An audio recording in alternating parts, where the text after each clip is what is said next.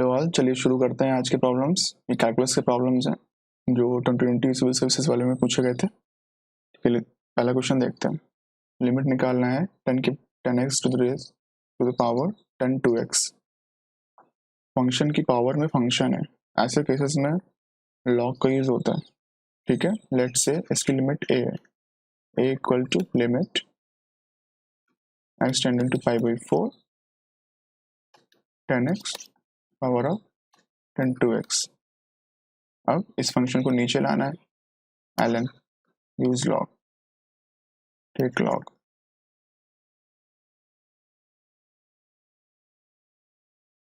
तो ln a equal to limit x tending to pi by 4 10 2x ln 10x। अभी भी यहाँ पे अगर आप x equal to pi by 4 डालेंगे तो लिमिट नहीं निकल के आ पाएगी। ठीक है, इसका मतलब क्या है कि अभी हमको एल हॉस्पिटल यूज करने का टाइम आ गया है। ln 10x अपॉन नीचे आएगा तो ये हो जाएगा cot 2x। इस फॉर्म में इसको ले लेते हैं न्यूमरेटर बाय डिनोमिनेटर के फॉर्म में, so that we can use L hospital rule over here। so अब इस स्टेप के बाद simple using L hospital rule, बस इसको डिफरेंशिएट करना है, इसको डिफरेंशिएट करना है। ln का डिफरेंशिएशन हो जाएगा 1 बाई 10x, 10x का sec square x, cot 2x का हो जाएगा cosec square 2x with minus sine और 2x का ये 2 बाहर। अभी आप अगर x equal to pi by 4 रखेंगे तो इसकी वैल्यू आएगी -1।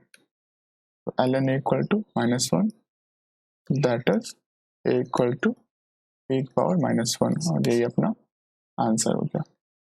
ठीक है, इजी क्वेश्चन था, सिर्फ आपको लॉग लेना था और एल हॉस्पिटल लगाना था। दो स्टेप था, लॉग लेना था, स्टेप 2 था एल हॉस्पिटल। ये दो काम करने पे पुट लिमिट, अपना आंसर रेडी। ठीक है, नेक्स्ट क्वेश्चन में मूव करते हैं। Find all the asymptotes of curve. Asymptotes निकालना है, कर्व दे दिया है, 10 नंबर का है, छोटा क्वेश्चन होना चाहिए। एसिम्प्टोट 3 तरह का होता है, एक होता है पैरेलल टू वाई एक्सिस, दूसरा होता है पैरेलल टू एक्स एक्सिस, तीसरा होता है ऑब्लिक। दैट इज, ये पैरेलल टू वाई एक्सिस का मतलब कि x equal to something form का, पैरेलल टू वाई एक्सिस मतलब y equal to something form का। ठीक है, x इक्वल टू समथिंग बोले तो कांस्टेंट, सम कांस्टेंट टाइप का, और ये y equal to mx plus c form का। ठीक है, इन दोनों को निकालने का तरीका लगभग सेम है। फर्स्ट केस, जब आपको पैरेलल टू वाई एक्सिस निकालना है तो आप क्या करो, जो कर्व का इक्वेशन दिया गया है उसमें y का जो हाईएस्ट पावर ऑफ y है उस कर्व में, उसके कोफिशिएंट को इक्वल टू 0 रखने पे अगर कोई वैलिड इक्वेशन आती है तो वही एसिम्प्टोट की इक्वेशन है। फॉर एग्जांपल, इस वाले कर्व में जो y की हाईएस्ट पावर है वो 1 है और उसका जो कोफिशिएंट है वो 2x प्लस 3 है, तो इस 2x प्लस 3 को इक्वल टू 0 रख दो। इक्वेशन क्या मिली, x इक्वल टू -3/2, एक वैलिड इक्वेशन है। ठीक है, तो ये अपना एक एसिम्प्टोट हो गया जो कि parallel to Y axis. Right, पहला स्टेप कंप्लीट, या पहला चेक जो था वो हो गया। दूसरा क्या करना है, parallel to X axis check करना है। अब इसमें x की जो हाईएस्ट पावर क्या है, 2 है, जो यहां से दिख रहा है, और उसका कोफिशिएंट कितना है, 1। नेक्स्ट कहा, इस वाले कर्व में x की जो हाईएस्ट पावर है वो x स्क्वायर है, उसका कोफिशिएंट कितना है, 1। तो 1 इक्वल टू 0 रखोगे अगर तुम तो नॉट वैलिड, इसलिए इस वाले कर्व की कोई भी एसिम्प्टोट नहीं होगी जो कि x एक्सिस के पैरेलल होगा। तो नो सच एसिम्प्टोट जो कि एक्स एक्सिस के पैरेलल हो। तो अभी तक हमारे पास एक ही एसिम्प्टोट है। अब आता है थर्ड केस, जिसमें अपने को ऑब्लिक वाली निकालनी। ऑब्लिक के लिए you need two things, M and C. ठीक है, अब इसमें ये जो पूरा जो कर्व है, वापस से लिख देते हैं कर्व की equation, 2x plus 3y equal x minus equal square. जो गिवन कर्व है वो आपका है 2x प्लस क्या था, 2x प्लस 3 था ना, 2x plus 3 y equal to x minus 1 है कि 2 है, x माइनस 1 का होल स्क्वायर। तो इस वाले ऑब्लिक निकालने के लिए थोड़ा सा ऑर्गेनाइज करना पड़ता है इक्वेशंस को। उसमें होमोजेनस टर्म्स के को सेपरेट करते हैं। जैसे कि इसमें जो हाईएस्ट डिग्री है वो 2 है, ठीक है, तो 2 डिग्री के टर्म्स रहेंगे, उनको कंबाइन करिए, फिर 1 डिग्री के, फिर कांस्टेंट वाले। तो इसमें जैसे कि अपन इसको खोलेंगे तो x square plus 1 minus 2x आया, minus 2xy minus 3y equal to 0। ठीक है, अब इसमें एक इस तरह से इसको ऑर्गेनाइज करिए। ये कौन हो गए, जिनकी जो उनका डिग्री है वो 2 है इनसाइड टर्म्स की। अब 1 वाले ऑर्गेनाइज करो, माइनस 2x माइनस 3y। ठीक है, ये भी हो गए, ये लिख लिया, ये लिख लिया, ये लिख लिया, ये लिख लिया, प्लस 1 इक्वल टू 0। जो 2 डिग्री वाले इनको 5 2 बोलो, इसको 5 1 बोलो। ठीक है,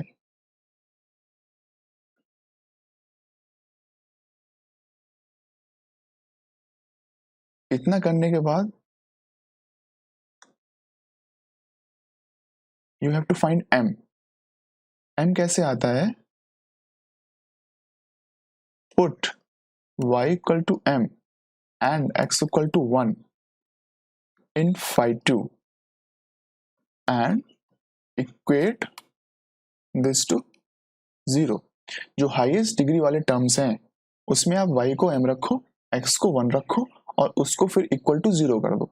जैसे कि 1 माइनस 2, x की जगह 1 रखा, माइनस 2, देखो इसको लिख रहा हूं मैं इस टाइम पे, 1 माइनस 2, फिर से ये 1, y को m इक्वल टू 0। जी हाँ, m इक्वल टू कितना आया, यहाँ पे m इक्वल टू आ गया हाफ, राइट। एक ही आया है, मतलब कि एक ही ऑब्लिक एसिम्प्टोट इसमें होने वाली है। ठीक है, अब नेक्स्ट स्टेप आने वाला है इस वाले m के लिए, फॉर दिस m c क्या होगा। अगला स्टेप ये है, इस वाले m के लिए c कितना है। सो नाउ c, उसके लिए सीधा फॉर्मूला लगा दो, c equal to minus 5 m upon 5 dash m। ठीक है, अब 5 कितना था, यही क्या बोला था मैंने, x को 1 y को m, minus minus plus 2 minus 3 m divided by this d by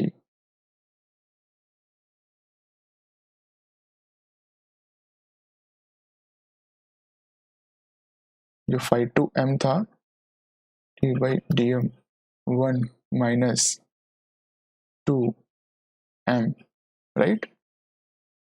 तो ये क्या बना फिर, अब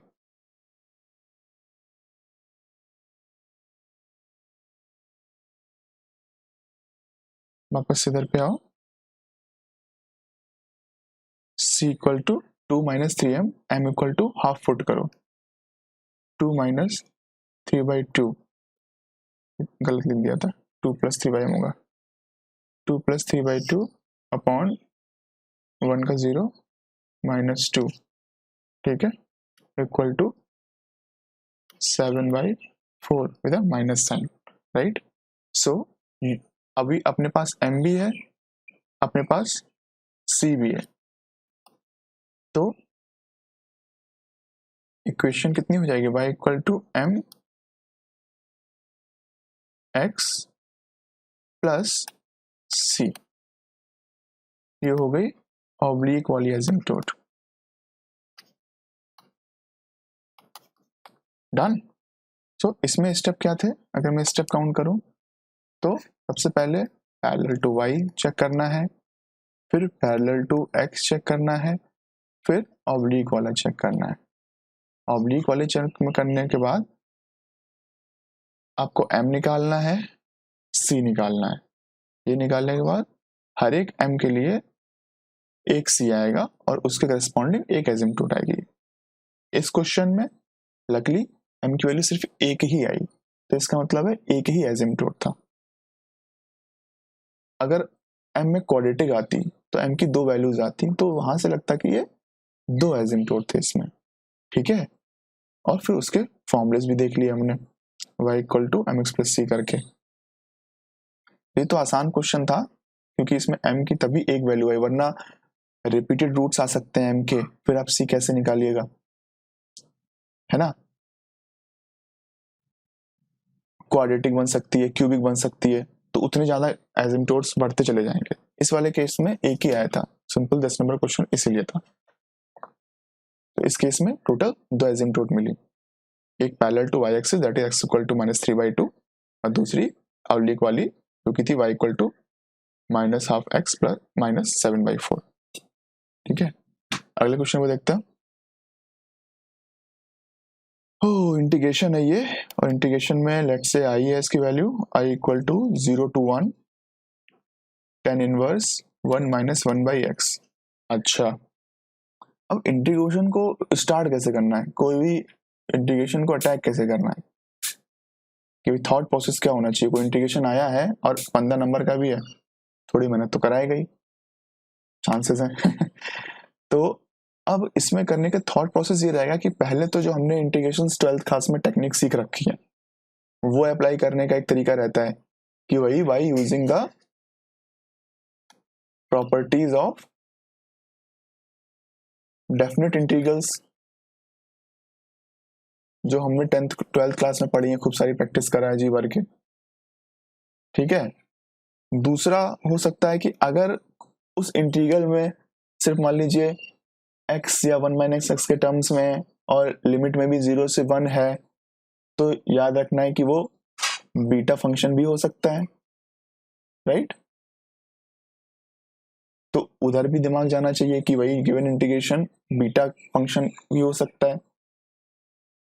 तीसरा केस, वो बीटा है तो गामा भी हो सकता है, अगर एक्सपोनेंशियल टर्म्स हैं और एक्स वाले टर्म्स हैं, या एलन वगैरह भी आ रहा है, लॉगरिथमिक वगैरह भी आ रहा है, तो गामा फंक्शन होने के चांसेस भी हैं।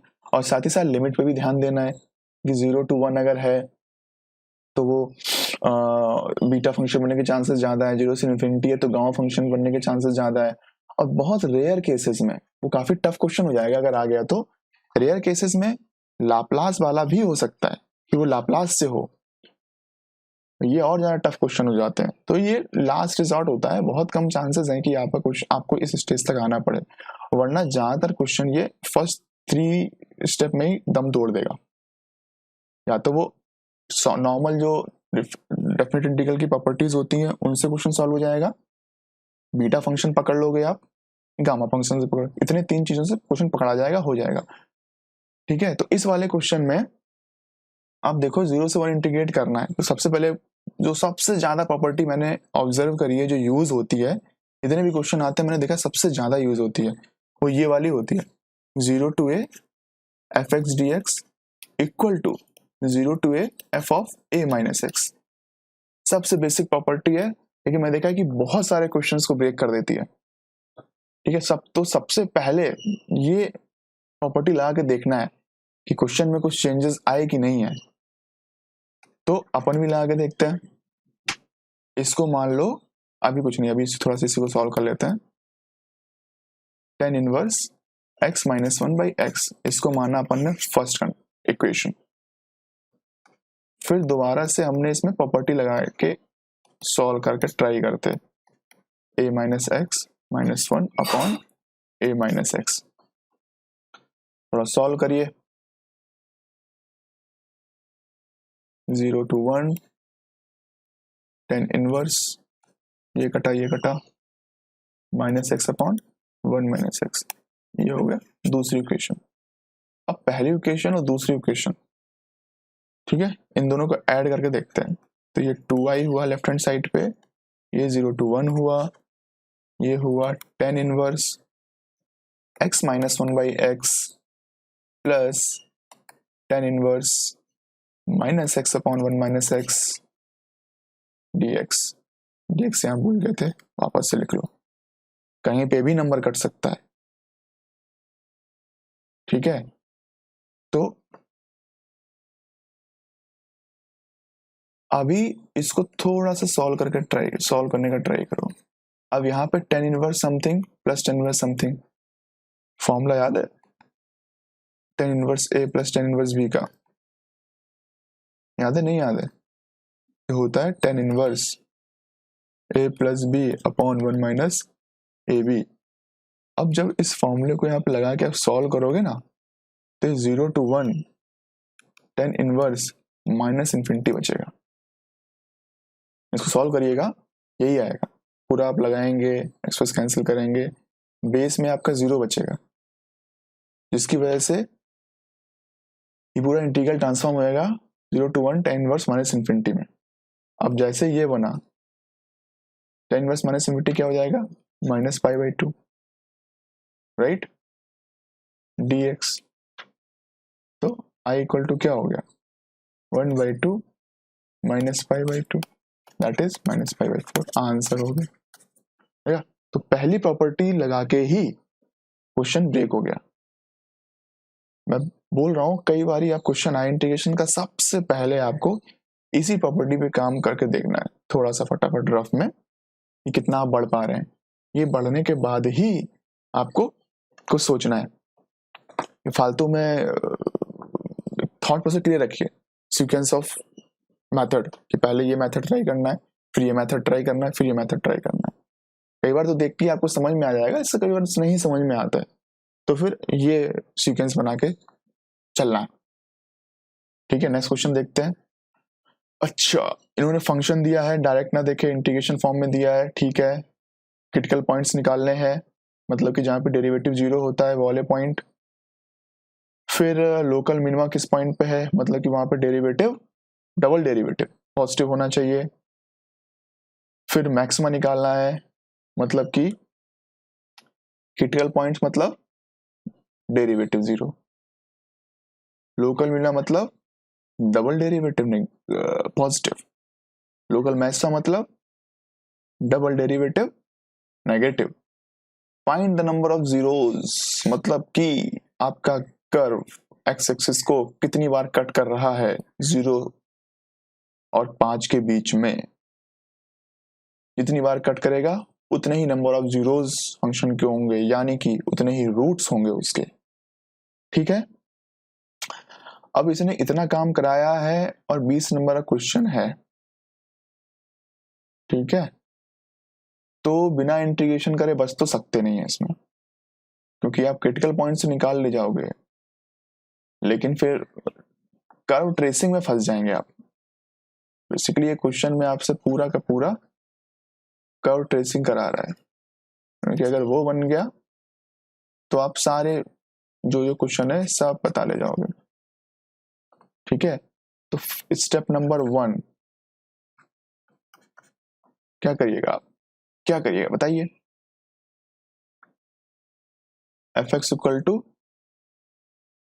इसको इंटीग्रेट ही कर लो, पूरे को मल्टीप्लाई करो और इंटीग्रेट करो,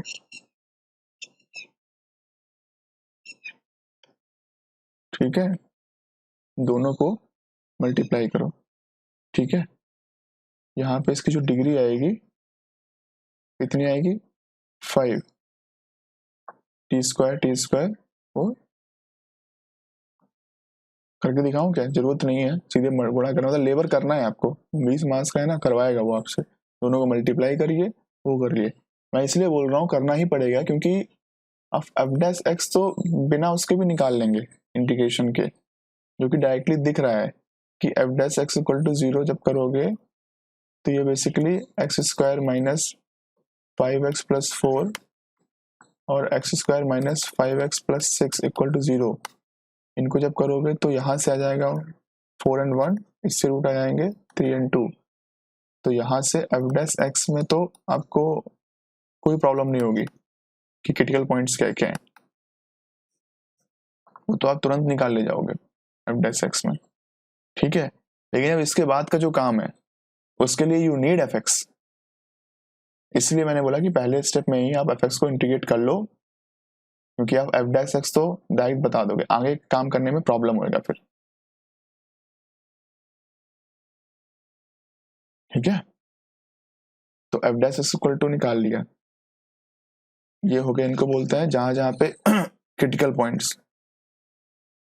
क्रिटिकल पॉइंट्स क्यों बोलते हैं? क्योंकि फंक्शन इन्हीं पॉइंट पे टर्न लेगा, फंक्शन आ रहा है आ रहा है आ रहा है, अब उसको टर्न लेना है, ऊपर अगर नीचे से आ रहा तो ऊपर मैक्सिमा लेके नीचे उतरेगा, तो यहाँ से टर्न लेगा, वो सब क्रिटिकल पॉइंट्स होते हैं जहाँ पे अपना स्लोप 0 रहता है कर्व का। तो वो तो पता लग गया हमको कि वो 1 2 3 4 है, ठीक है।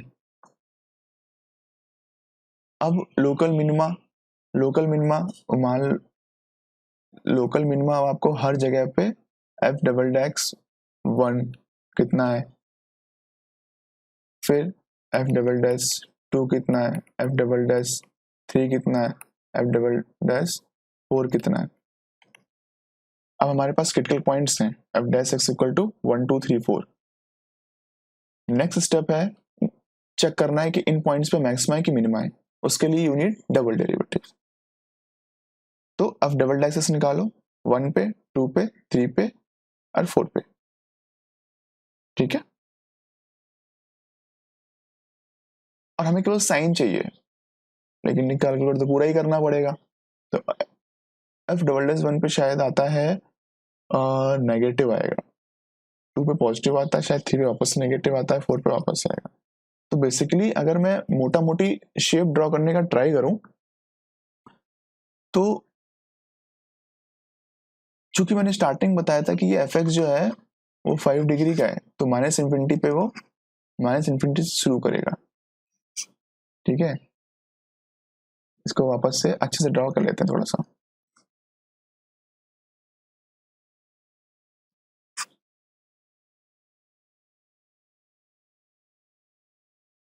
जीरो ले लो, 1 ले लो, 2 ले लो, 3 ले लो, 4 ले लो, 5 ले लो, से बांट लो। पूरी कैलकुलेशन करा रहा है तो अच्छे से ही कर लो। 5 you have fx with you have it right। आपको पता है ग्राफ टर्न कहाँ से लेगा, टर्न भी पता है और वैल्यूज भी पता है, तो निकालोगे तो 0 पे फंक्शन में 0 आएगा और f1 इधर पे positive minus positive minus positive, ठीक है। ये हमने स्लोप बना लिया उसके, तो 1 के पहले उसका स्लोप पॉजिटिव है, मतलब कि फंक्शन स्ट्रिक्टली इंक्रीजिंग है, और माइनस इन्फिनिटी पे वो इन्फिनिटी से शुरू होगा क्योंकि ऑड डिग्री का फंक्शन है। तो माइनस इन्फिनिटी इन्फिनिटी शुरू किया, 0 पे हमने फंक्शन वैल्यू निकाल ली है, 0 पे 0 था वो फंक्शन, फिर 1 पे पहुंचा, 1 पे वो टर्न लेता है और यहाँ पे फिर टर्न लेते ही निगेटिव है फंक्शन, सॉरी स्लोप निगेटिव है, डिक्रीज करेगा डिक्रीज करेगा डिक्रीज करेगा, फिर यहाँ पे 2 पे टर्न लेगा, फिर टर्न लिया फिर टर्न लिया, फिर स्लोप पॉजिटिव है तो इंक्रीज करेगा फंक्शन, इंक्रीज करेगा, फिर यहाँ पे क्रिटिकल पॉइंट आ गया, टर्न लेगा, फिर यहाँ पे नेगेटिव स्लोप हो गया तो वापस से कर्व डिक्रीज करेगा और वापस से यहाँ पे टर्न है तो वापस से टर्न करके अब स्लोप पॉजिटिव है तो बढ़ते ही जाएगा। अब हो सकता है कि अब यहाँ पे हमने क्या किया है कि एग्जैक्ट वैल्यू आपने निकाल रखी है, 1 पे कितनी है 2 पे, ये निकालना पड़ेगा। क्योंकि उसी हिसाब से आप ये पॉइंट सेट कर पाओगे, वरना ये पॉइंट यहाँ पे है या यहाँ पे है या यहाँ पे है, यहाँ पे पता नहीं है ना, ये तो मैंने रफ बनाया है। तो ये आपको एग्जैक्ट वैल्यू निकालना पड़ेगा, तब जाके आपको पता लगे कहाँ से टर्न लेना है, यहाँ से लेना है कि यहाँ से लेना है कि यहाँ से लेना है। तो एग्जैक्ट वैल्यू निकालिए, उस हिसाब से प्लॉट करिए। तो अगर ग्राफ ये आता है, लकीली शायद ऐसा ही आता है, तो आप क्या देख पा रहे हो कि 0 से 5 के बीच में 0 को छोड़ कहीं कट ही नहीं किया, तो 0 ही एक रूट हुआ उसका। और अगर ग्राफ इस तरह का आता, ये लेके, मैं दूसरा पेन यूज कर लेता हूं,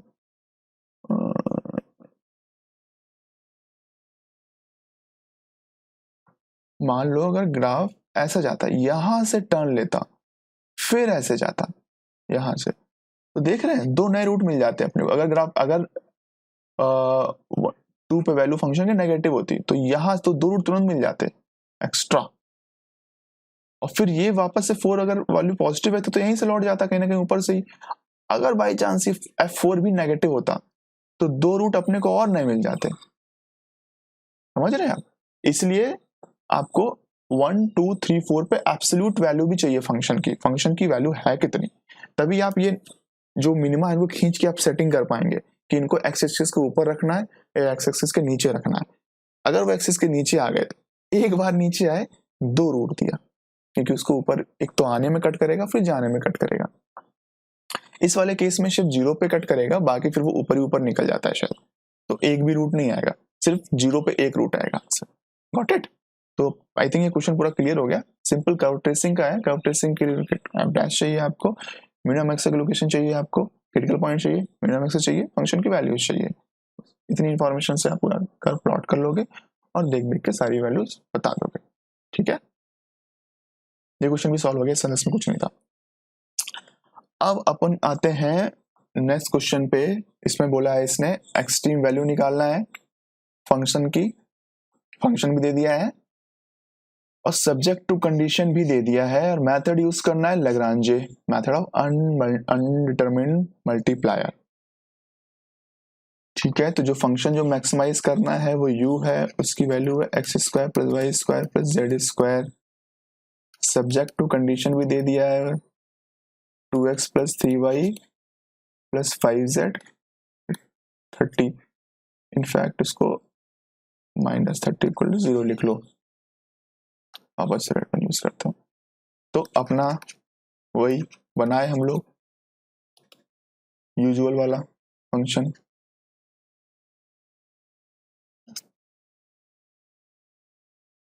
ठीक है ठीक है ठीक है। लैम्डा लगाइए, लैम्डा क्या है, यही multiply 2x plus 3y plus 5z -30। ये बन गया अपना। अब क्या स्टेप होता है, कितने वेरिएबल्स हैं, 3 तो हो गया एक्स वाई जेड और लैम्डा। क्या करना है अपने को, अगला स्टेप एफ डैश भी क्यों लिखना है, del F by del X equal to 0 करना है। कितना आएगा 2x plus 2 lambda equal to 0। फिर del F by del Y करो, del F by del Z करो, 2y plus 3 lambda equal to 0, 2z plus 5 lambda equal to 0। और del F by जब del lambda करेंगे तो वही कंडीशन आई थी जो दे रखी है, ये तो गिवन कंडीशन थी। यहां से क्या करना है, x की वैल्यू निकालो, y की वैल्यू निकाल लो, z की वैल्यू निकाल लो इन टर्म्स ऑफ लैम्डा। ठीक है, जो कितनी हो जाएगी x equal to minus lambda, y equal to -3 lambda by 2, z equal to -5 lambda by 2। X Y Z की वैल्यू लैम्डा के टर्म्स में पता लग गई, इन सबको गिवन इक्वेशन में डाल दीजिए, डालिए। 2 times of minus lambda plus 3 times of minus 3 lambda by 2 plus 5 times of minus 5 lambda by 2 equal to 30, right? यहाँ से lambda सॉल्व करिए, lambda की वैल्यू जो आएगी यहाँ से वो करीब कुछ नेगेटिव में आती है, मैंने निकाली तो थी, lambda की वैल्यू आएगी -30/19, lambda की वैल्यू हो जाएगी -30/19। अब lambda की वैल्यू जब आ गई, गेट x y z, ठीक है, ये जो इक्वेशंस थी इनको lambda की वैल्यू डाल के आपने कोऑर्डिनेट्स निकाल लिया x y z, और इनकी वैल्यू आ जाएंगी 30/19, 45/19, 75/19। अब कोऑर्डिनेट पता लग गया, अब u कितना दूर है, ये अब दूर नहीं, calculate this, answer will be 450/19। Got it? तो क्वेश्चन में क्या स्टेप था, ये क्वेश्चन बहुत ही इजी था, स्टैंडर्ड था, कुछ भी पेज नहीं था, ना सॉल्विंग में कोई डिफिकल्टी थी, कुछ सीधे पता होना चाहिए कि लैग्रेंज मेथड में करते कैसे हैं, सीधे del f by del x। और इसमें आपको ये भी चेक नहीं करना है कि ये मिनिमा है कि मैक्सिमा है, क्यों कि यहाँ पे उसने बोला है सिर्फ एक्सट्रीम वैल्यू निकालनी है, एक्सट्रीम मिनिमा भी एक एक्सट्रीम वैल्यू होती है, मैक्सिमा भी एक एक्सट्रीम वैल्यू होती है, तो बस वैल्यू निकाल के बैठ जाना है और कुछ नहीं करना है, कोई इसको टेस्ट करके नहीं दिखाना है कि मिनिमा है मैक्सिमा है, कि उसने पूछा find an extreme value, that's it. तो आपको बस लैग्रांज मेथड पता होना चाहिए और उतने में काम हो जाता है। ओके, आई थिंक इस और भी क्वेश्चन, और कोई क्वेश्चन है? नहीं, और क्वेश्चन नहीं है, इतने ही क्वेश्चन आए थे। कैलकुलस के क्वेश्चन इस बार थोड़े इजी थे, ज़्यादा कुछ था नहीं, पहला क्वेश्चन इजी था, दूसरा इजी था, इजी अगर पढ़ा हुआ है, अगर नहीं पढ़ा हुआ है तो फिर इसमें कुछ नहीं कर पाते हैं अपन। एजिट्यूड वाला टॉपिक ऐसा है, मुश्किल से 1 घंटे का भी नहीं है, वो आता है तो फटाक से यूं होता है, नहीं आता है तो आपको छोड़ना ही पड़ता है, you have no other option, ठीक है। तो I won't comment about this question, वैसे इजी था अगर पढ़ा हुआ है तो। ये कांट से अगर क्लिक कर जाता है, आपने इस तरह से सीक्वेंस बना रखा है पहले से ही, अगर आप हर टाइम एडहॉक अप्रोच लेके चलेंगे तो चांसेस हैं कि फंस जाएं, हैविजेड वे में मूव करेंगे। तो एक अप्रोच बना के रखिए कि इस तरह से प्रोसीड करना है, इन स्टेप्स पे कोई ना कोई स्टेप आके क्वेश्चन को तोड़ देगा, तो अगर फॉलो करेंगे तो ये भी हो सकता था आराम से। ये तो समझ लीजिए हलवा पूड़ी था, खा लेना था बस अपने, सेम चीज इसके साथ भी था, ये भी एकदम हलवा पूड़ी टाइप्स था, खा लेना था। बस खत्म हो गया। That's all from my side. Thank you for watching. Bye bye, take care.